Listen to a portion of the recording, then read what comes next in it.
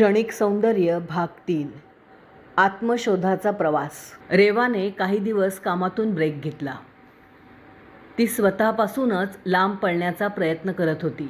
तिला लोकांना भेटायची भीती वाटू लागली. एक दिवस ती आईसोबत अनाथाश्रमात गेली. आई तिथे स्वयंसेवक म्हणून काम करत होती. रेवाला सुरुवातीला तिथे जायची बिलकुल इच्छा नव्हती, पण ती आईसोबत गेली. तिथे तिला सिया नावाची छोटी मुलगी भेटली. तिच्या चेहऱ्यावर जन्मताच जखमेचे व्रण होते, पण तिच्या डोळ्यात निरागस चमक होती. सिया हसत म्हणाली, ताई तू खूप सुंदर आहेस. रेवा थबकली थोडी. तुला खरंच वाटतंय? रेवाने विचारलं. सिया हसली. हो, कारण तू हसतेस तेव्हा खूप छान दिसतेस. त्या एका वाक्याने रेवाच्या मनात काहीतरी हललं. तिने त्या मुलांसोबत वेळ घालवायला सुरुवात केली. त्यांच्यासोबत खेळताना हसताना तिला स्वतःची खरी ओळख सापडू लागली. तिने आरशात पाहणं कमी केलं आणि लोकांच्या डोळ्यात पाहायला सुरुवात केली.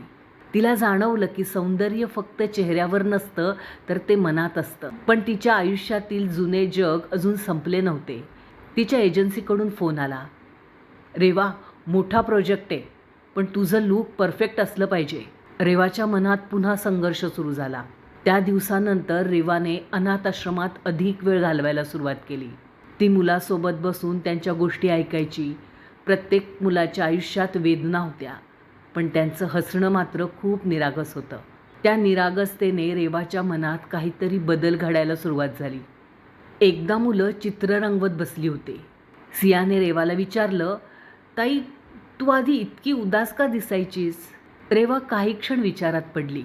कारण मी लोकांना खुश करण्याच्या प्रयत्नात स्वतःला विसरले होते, तिने शांतपणे उत्तर दिलं. मुलांनी तिचं उत्तर समजून घेतलं नसावं, पण त्यांनी तिला हसून मिठी मारली. त्या मिठीत रेवाला एक वेगळीच ऊब जाणवली. त्या दिवशी रेवाने मुलांसोबत बसून स्वतःचं एक चित्र रंगवलं. त्या चित्रात तिच्या चेहऱ्यावरचा डाग स्पष्ट दिसत होता, पण तिच्या आजूबाजूला रंगीत फुलं आणि हसणारी मुलं होती. चित्र पूर्ण झाल्यावर ती काही क्षण त्याकडे बघत राहिली.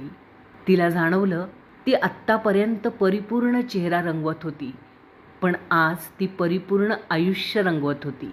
त्याच क्षणी तिच्या मनात एक नवीन आत्मविश्वास निर्माण झाला. तिला वाटलं की आयुष्याचा खरा अर्थ बाह्य सौंदर्यात नाही, तर माणसांच्या नात्यात आणि भावनात दडलेला असतो.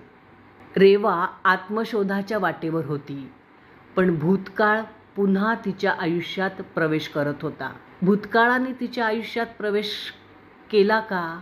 रेवाने काय निर्णय घेतला? पुढच्या भागात बघू.